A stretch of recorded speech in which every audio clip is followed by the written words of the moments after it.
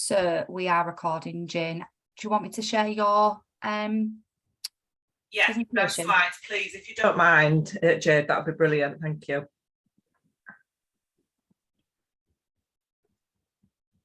Now, I don't think I can see them, can I? Sorry, I'm just not as au fait with Zoom, but yeah, is it coming? Oh, there we are. There we are. Wonderful. Right then. Oh, wait a minute. Sorry, I just have to change that.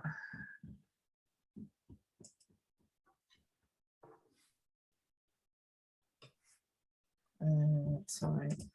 Right then.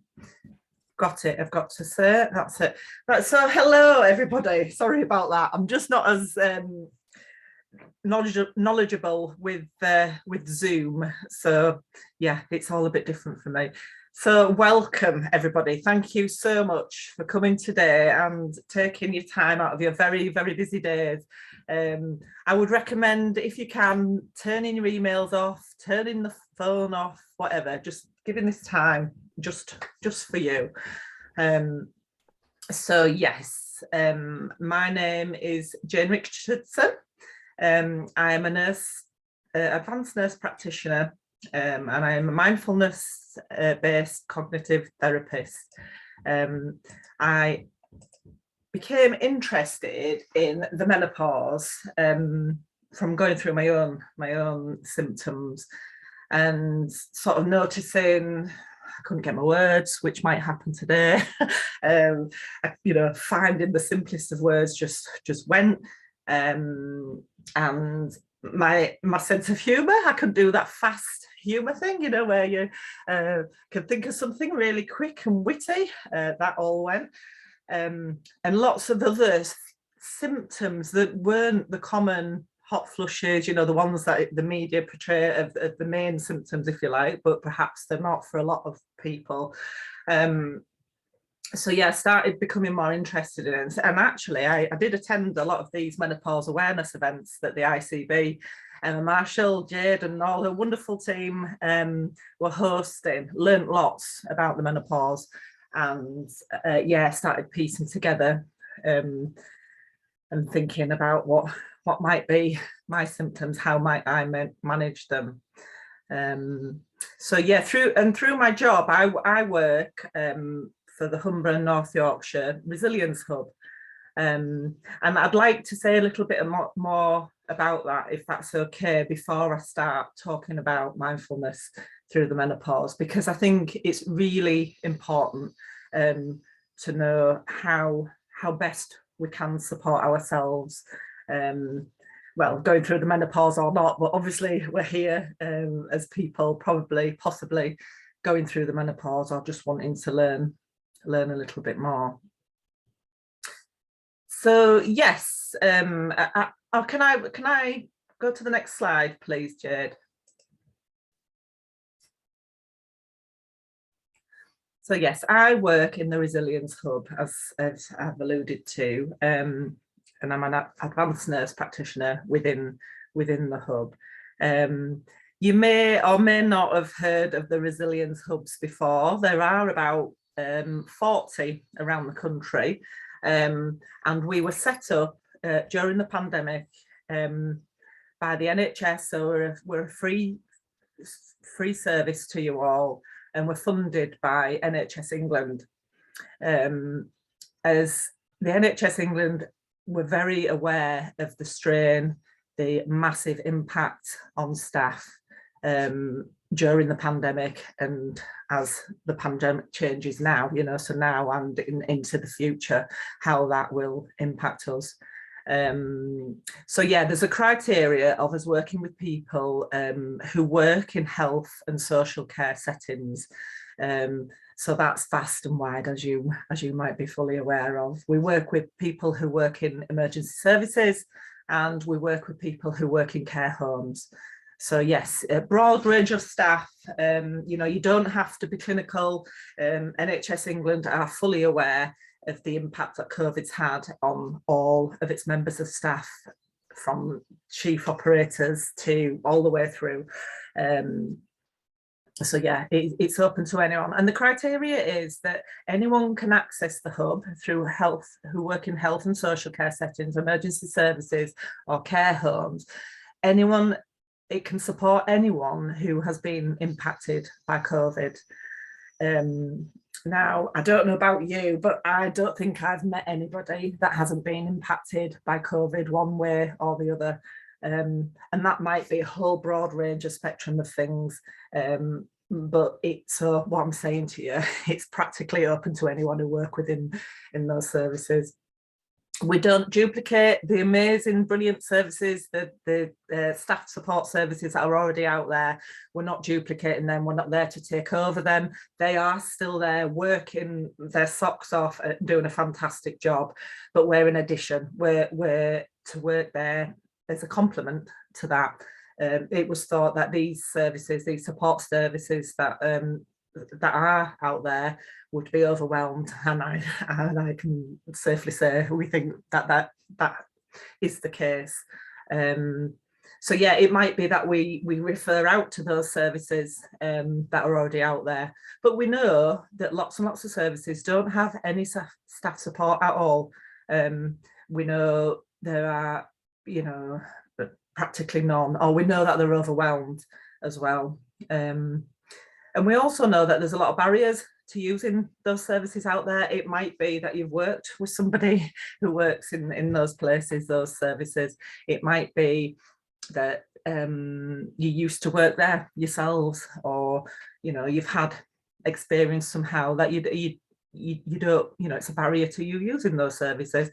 And also we have people who might be high profile within services who would find it really difficult to access the services the support services that are nearest to them.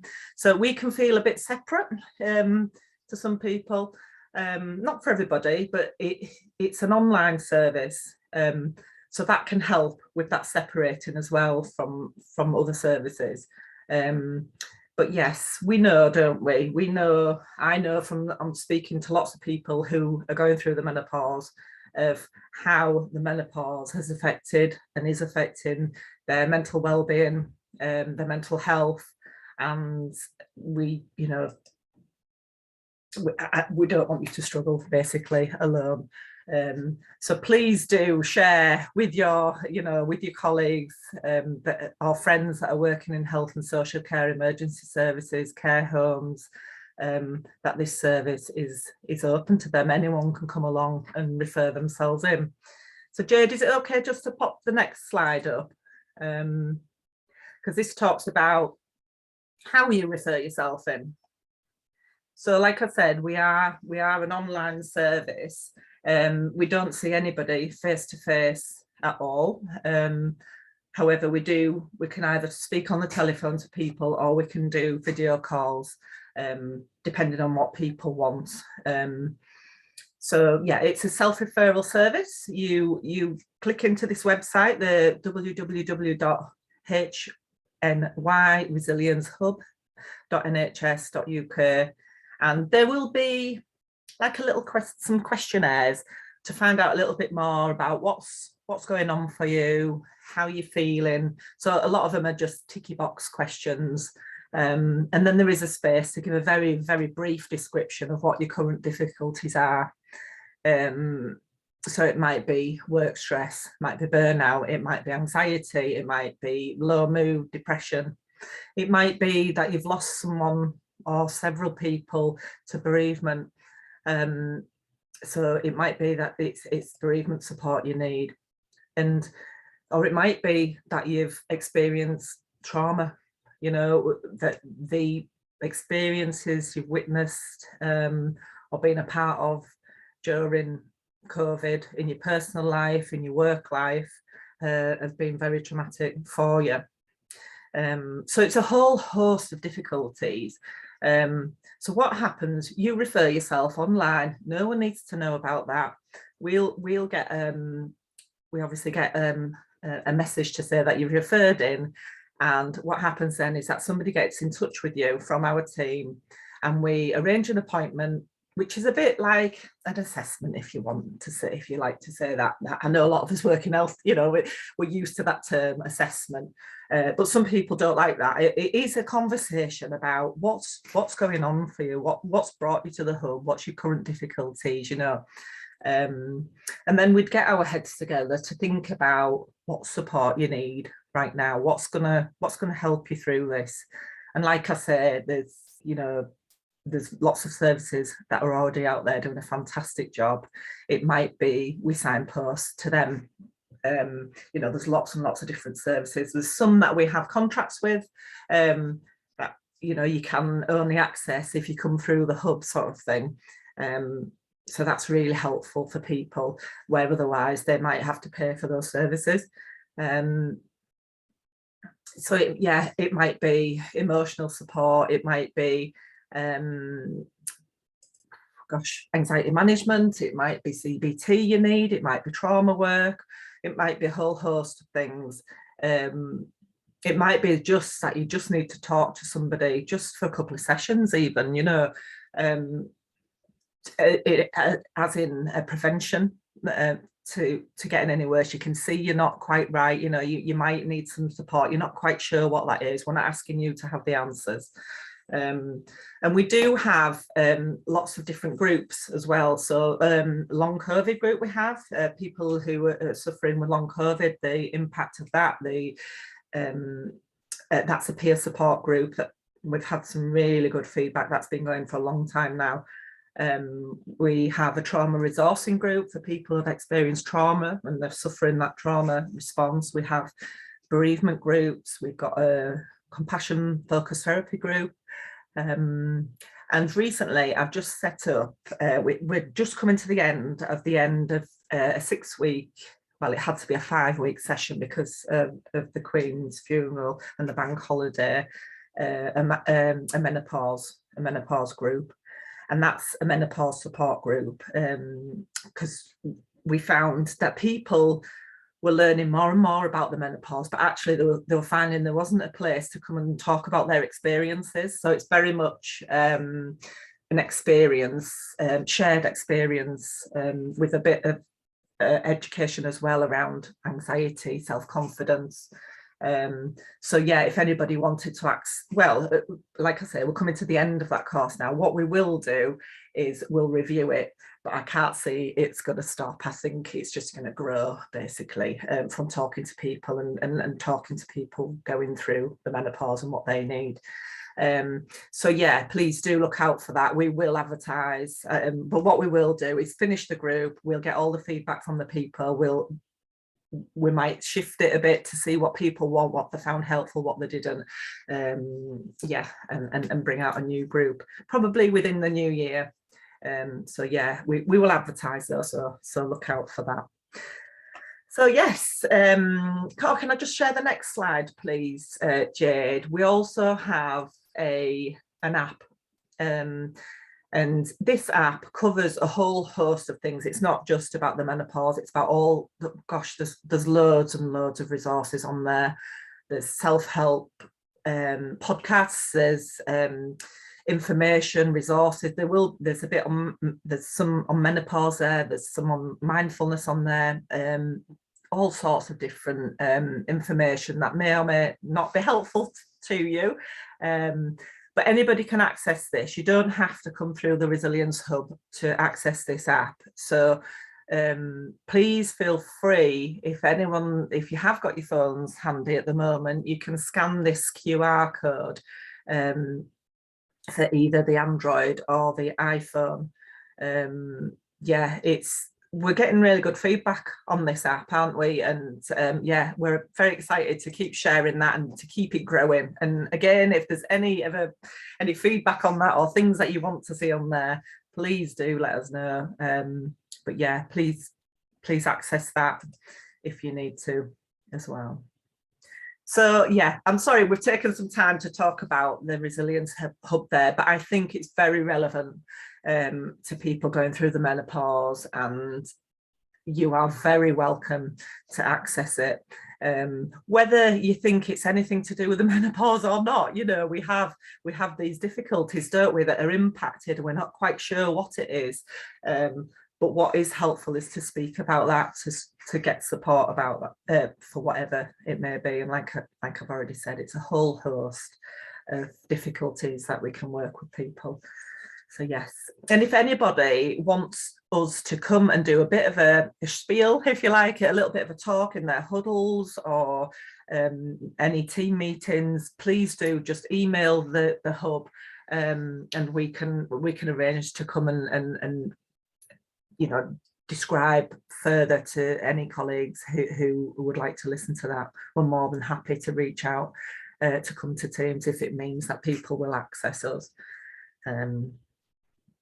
So yes, well, what I'll do is, I can't see the chat while I'm presenting here. So what I'll do, if there is any questions about the Resilience Hub, how to refer in, you know, who can access and all that, whatever the question may be, I've given some time at the end to talk about that. So we'll include that with the questions if that's okay. So I'm not ignoring the chat. I think that Jade is very on it with the chat, so I'll let her continue with that while I continue to talk about mindfulness. So Jade, yeah, can we have the next slide, please? So I've just popped this slide in, and this is from Pepe, and it talks about women of the menopausal age, and we know that this is an approximate age, this 45 to 55. We know people that have gone through the menopause at 20 years old. We know of people that never have any symptoms, don't we? So that is very approximate, we know, but it makes up the fastest growing demographic of the UK workforce. And 78% of people say they would feel uncomfortable about talking about the menopause at work. So they feel there's a lack of support. And 1 in 4 say that their symptoms can be debilitating. And 1 in 4 women go through their menopause considering leaving their job due to the symptoms. And I know from working with people who are at work, you know, in this menopause group that I've started, or people that have just come through the hub, how it's making such a massive impact on their self-confidence, their self-esteem. They're forgetting things. They feel they're not, you know, like I was talking about, that quick thinking that we can sometimes just be gone. You know, it's absolutely vanished, hasn't it? So women are thinking that they can't do their jobs any longer because of what's going on for them. And therefore, I think that contributes as well to the impact on their well-being. 78% of people said menopause impacted on their mental health.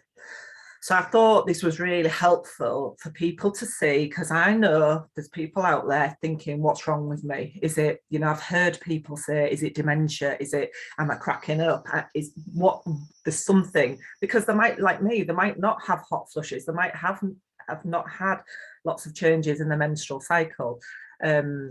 So what's happening to me almost feels like. So this is what we're talking about, isn't it? So we're talking about the impact of menopause that can have on people, can affect their mood. It can lower their mood, can't it? It can increase anxiety. It can, you know, contribute to people having the self-esteem lowering and the confidence dropping through the boots.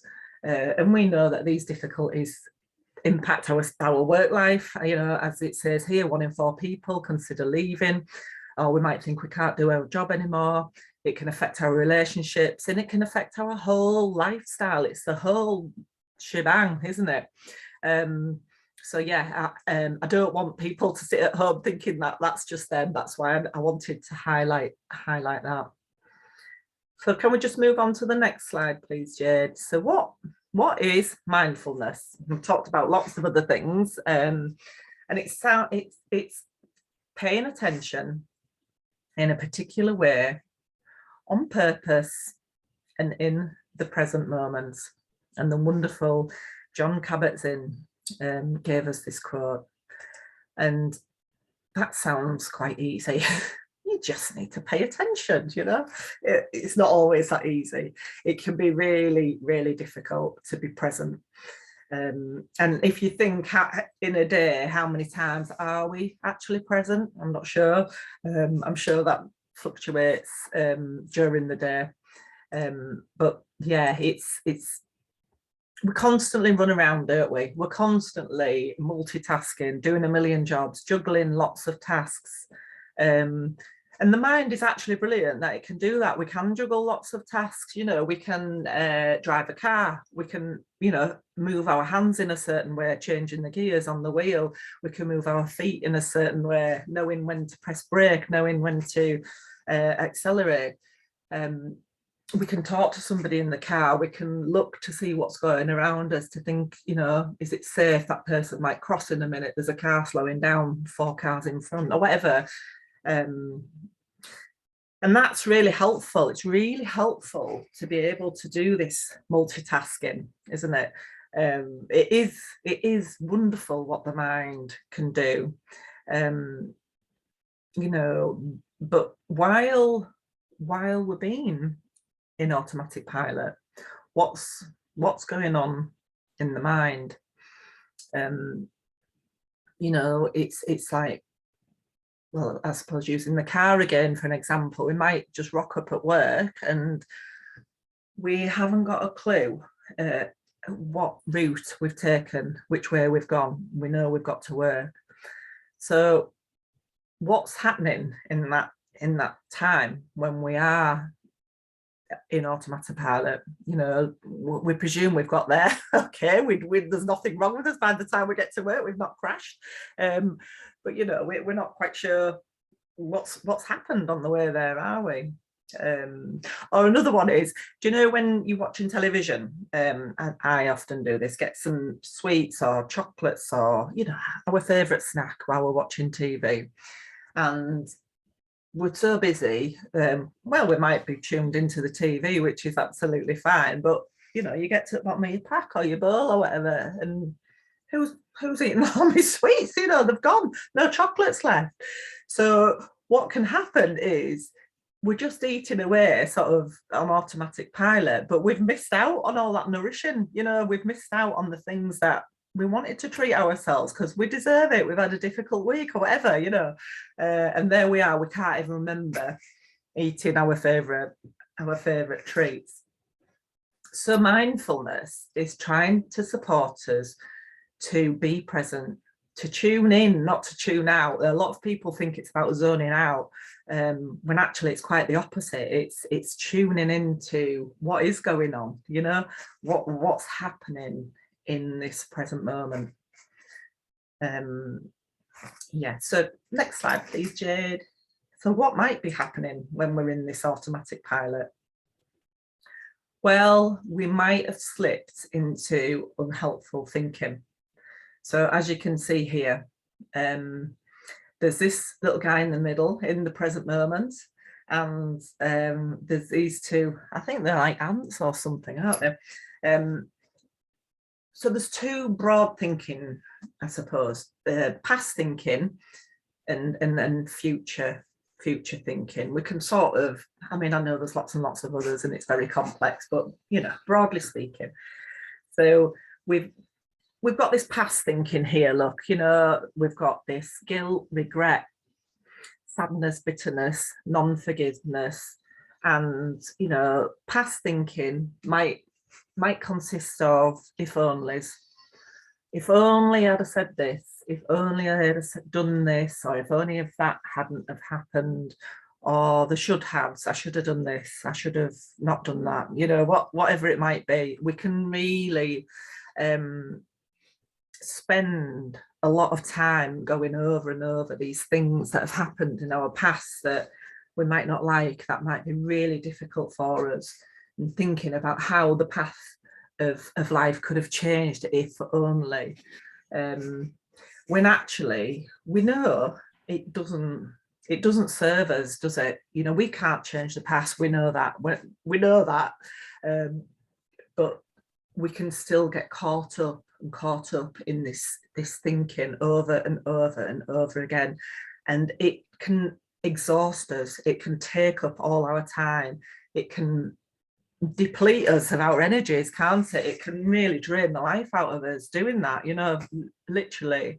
And it can increase our distress, because we're thinking of different ways of how it could be different, but it's not, it's how it is. And then equally, we've got the future thinking, this unease, this anxiety, tension, stress, worry, all the what ifs. What if this happens? What if that happens? What if I can't do that at work? What if I lose my words when I'm doing that presentation? What if, well, a million and one things it could be, couldn't it? It could be in our personal lives as well. And sometimes we might even start to plan and think about, oh, well, if that goes wrong, I can do this, that and other, or I could say this to them. We could plan out, and I've done this before, you're almost role playing. Well, they'll say this and I'll say that, and then if these say that, and there you are, 3/4 of an hour later, you've mapped it all out. That conversation may never even happen, and you've spent all that time, that energy, thinking about what could be. And of course, there's a detrimental effect on us, isn't there? That can increase our anxieties, can't it? That can affect our mood, that can affect our confidence. So it's all adding this weight, these little ants, these little insects here are all holding the weight of these styles of thinking.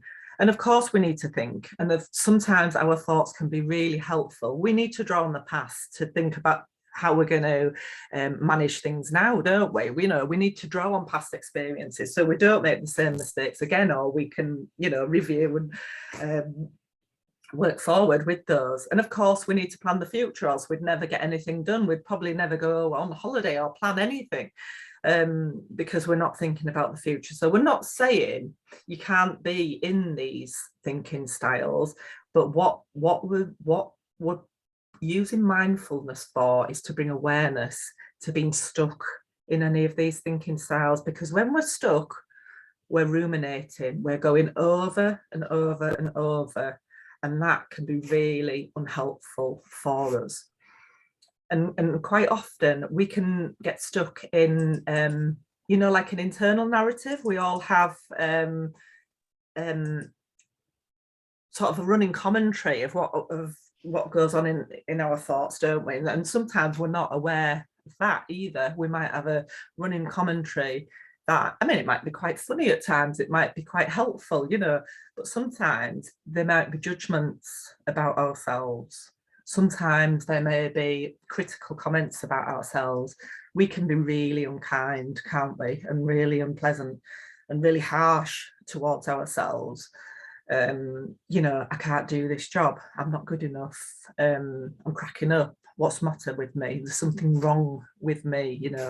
I'm different from everybody else.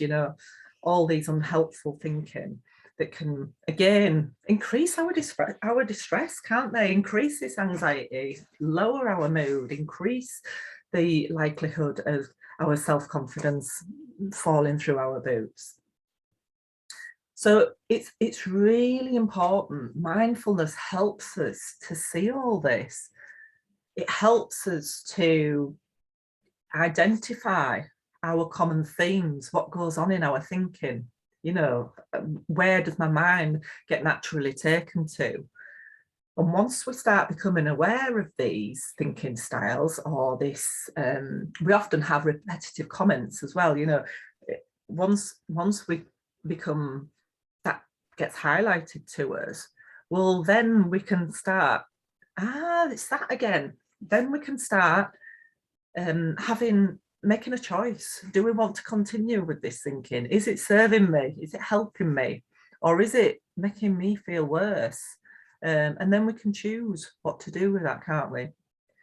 So mindfulness helps us to become in the present moment. So this little guy in the middle, it helps us to come out of this thinking, these thinking styles, or helps us to recognize what our body's doing. We often forget about our bodies, don't we? sat there. They might be holding on to stress, tensing, and it might be signaling to us that something's not quite right, like we are becoming stressed because we've got tension in our shoulders or our jaw is clenching. So we can use the body to help us. We can use mindfulness to help us to become aware of the body. So we're tuning in again. This is, I've said it a couple of times now. We're tuning in, not tuning out. We're shining a spotlight on our minds and what helps us. Not what helps us. What themes we have in it. Where does our minds go to? What does our bodies do? What our natural patterns with our bodies? Are we holding on? We might be holding our fists or our feet or our tongue or our shoulders, whatever it might be.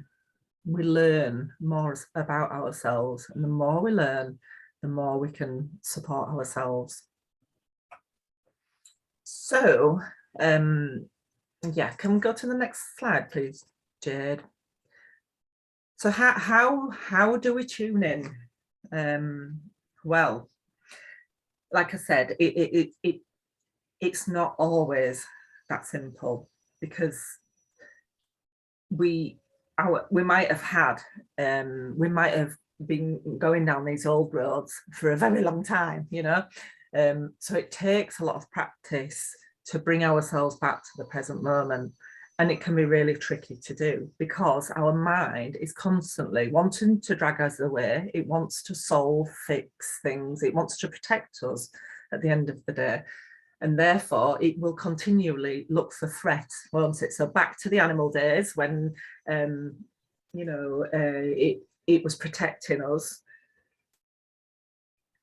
It constantly goes to the negatives. So we've got to also look for the positives within our life as well, don't we? But we can use the breath to help us to come into the present moment, because the breath is always there, isn't it? So it's always there, ready to tune into, to focus on. The body is always here to tune in as well. Or we can use any of our five senses as well to tune in on, if we want to. But often in mindfulness, we do use the breath, like I say, because it's very accessible. But we can use, the body, the hearing, the seeing, the smelling, the tasting, the feel. So we've got choice within that. I wondered if it'd be helpful. I can talk about mindfulness till I'm blue in the face. It's something I feel really passionate about. I've had my own difficulties I don't mind sharing, and mindfulness has significantly supported me with that. That's how I got into mindfulness. That's how I began my journey, and then went on to learn how to teach it. So yeah, we can talk about mindfulness, but actually mindfulness is about the experience. So I would like to ask you, well, I'd invite you to join me in a practice. So it might be 10 minutes long, this practice. And I'm just going to ask you to sit here. We don't have to get into any fancy poses or anything. But you can choose not to if you don't want to. I don't think you've got your cameras on, or nobody can tell if you're doing a mindfulness practice. That's the beauty of it. And you can take practices anywhere. You could be at work, you could be in the supermarket, you could be anywhere. So you're welcome not to join me in the practice if you want. But for those who do, well, I'd just like to ask you to get into a comfortable position. So I would imagine that a lot of you are sat in your chairs here. Just going to take a drink. So what we always ask is that, say if you are sat down, you give yourself a solid base. So that's what is important, because quite often our minds might be scattered, we might be feeling slightly overwhelmed, we might be busy.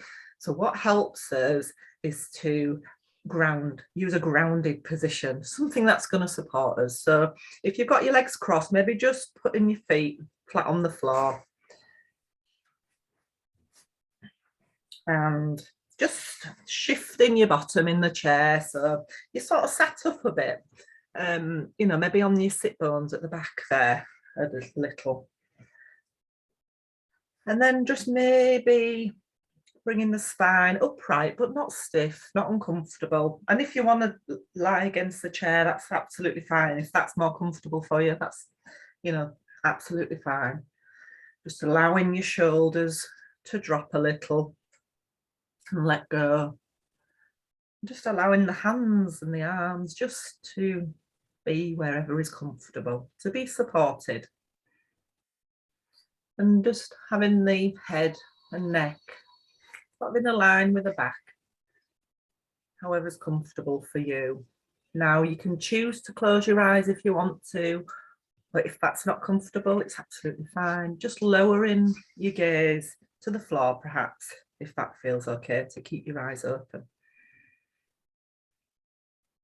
So just finding yourself in this position here, just sitting here. You might become aware of the feet on the floor.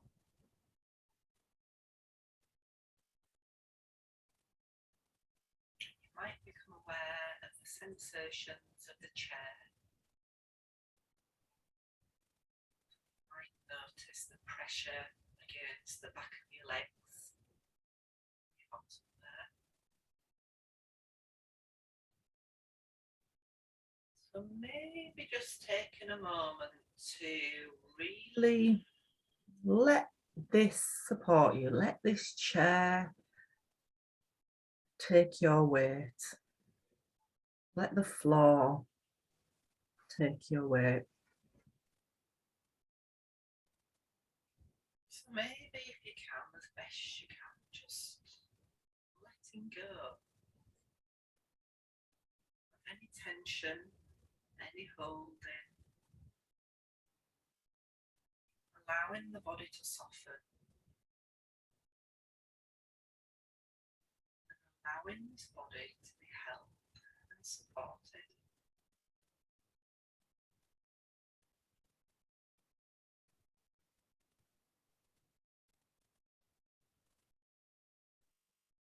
Or maybe just checking in with these feet on the floor. What do they feel? What sensations can you feel?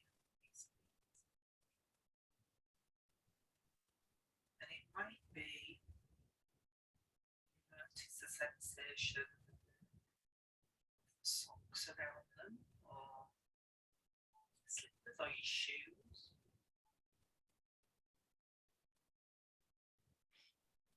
Or it might be that you feel the carpet on the floor beneath your feet. So as best you can, not bringing judgment, just becoming aware of the sensations in your feet in this moment, however you experience it.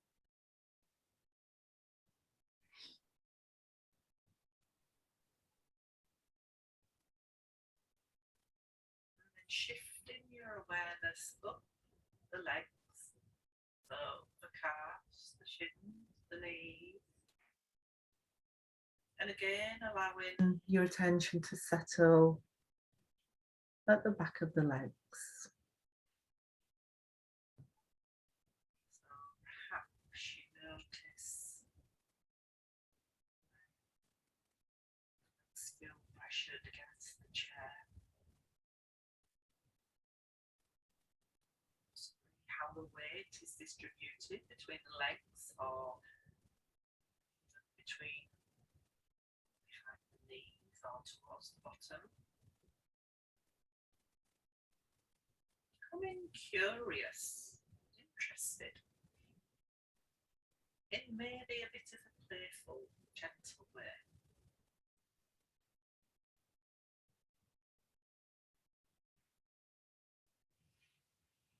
Tuning into the sensations at the back, in the shoulders, right down the arms into the hands. Just taking a moment to tune into these hands. Resting here. It might be you notice the temperature of the hands, the fingers. Tingling. Just becoming interested.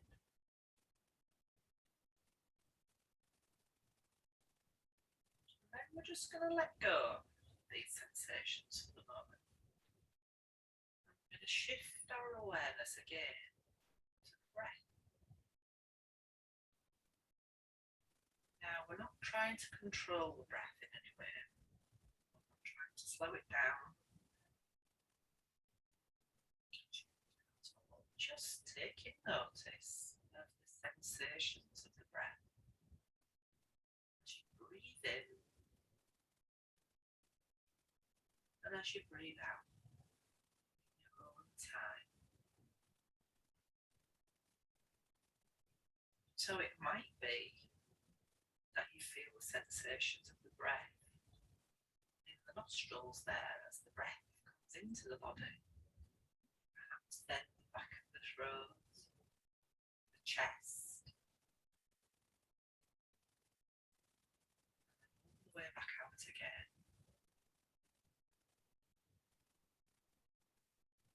And it might be by now that your mind has drifted. It's been pulled off several times, lots and lots of times by now. But just knowing that that's what our minds will do. So then being really gentle and kind to ourselves. Maybe just recognising where your mind got pulled to. Maybe it was a noise, maybe it was our thoughts, maybe it was judgments about this practice, or thinking about a million and one other things. Just recognising where your mind got pulled to, and really gently and kindly just guiding your attention back to this next breath.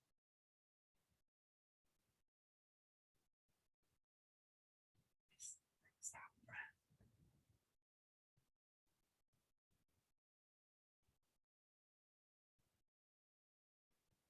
And then I'd like you to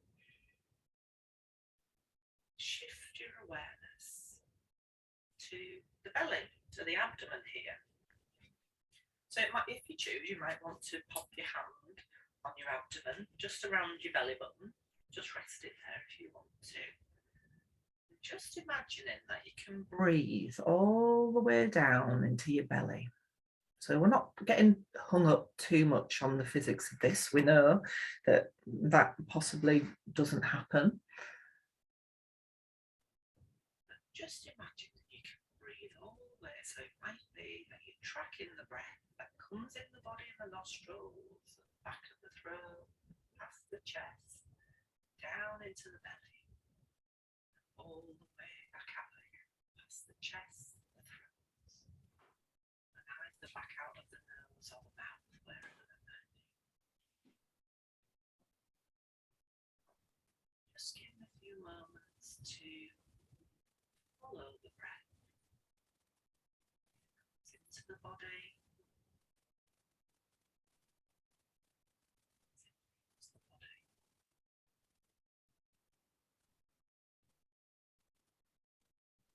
Might be that you can feel the sensations around the belly, the abdomen, the hand if it's resting on the abdomen. As you breathe in, as you breathe out, perhaps a very subtle, gentle rising of the belly on the in-breath. Very subtle softening of the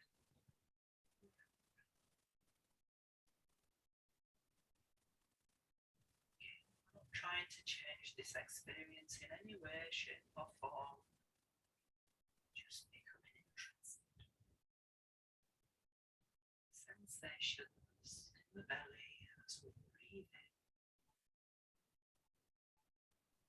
As we breathe out. And again, our mind might have wandered several times. Just acknowledging where your mind went to. And really gently and kindly bringing your awareness back to this next in-breath, this next out-breath.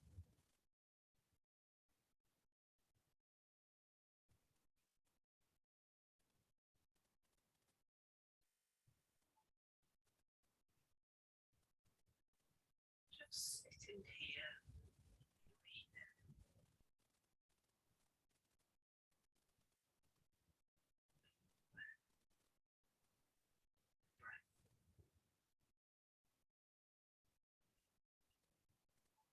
Just this breath coming in.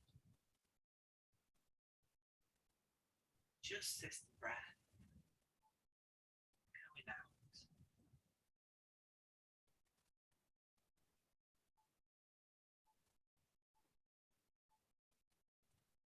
And as we come to the end of this practice, maybe just in your own time, taking 3 deeper intentional breaths in and out.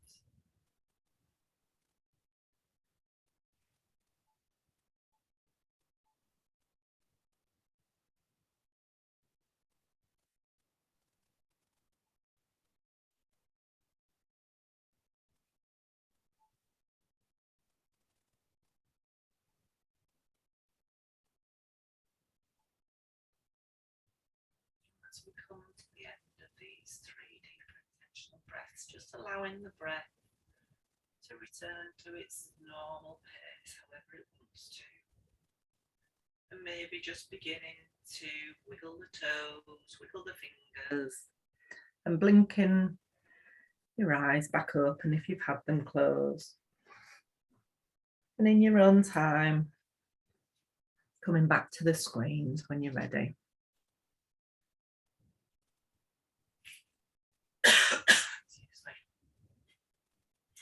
So I know there's quite a lot of us here, but I don't know if anybody would like to share, or it might feel a bit daunting. I'm not sure, but if somebody wants to pop their hand up and just give us a little bit of well, a description of what they experienced during that practice. And there's no right or wrong answers because we all experience something different. Every practice in mindfulness is not the same. I'm not sure anyone feels brave enough to share with the group what they experienced.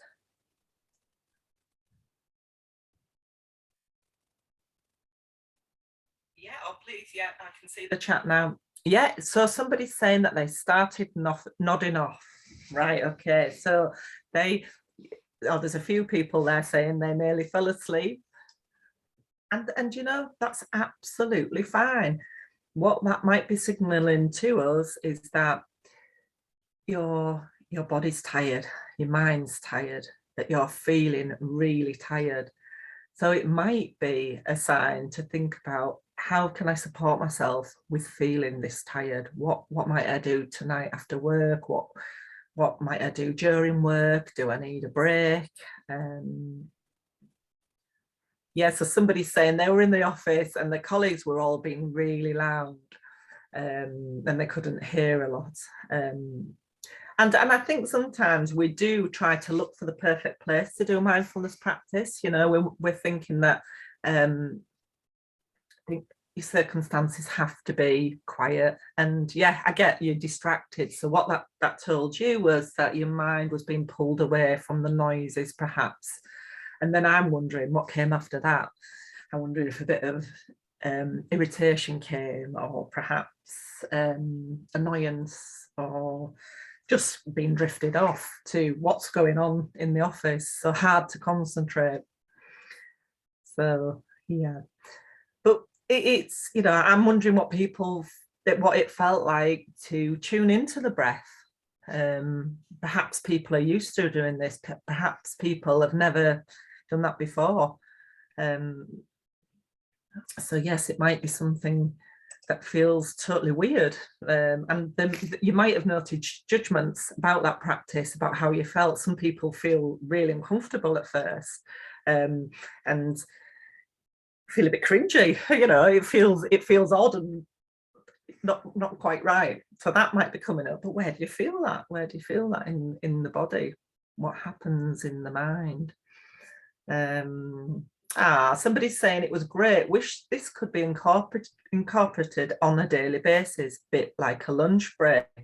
Well, you know, you can try to do that, can't you? You can bring mindfulness to your day, and we don't have to have a 40-minute practice lying down on a mat.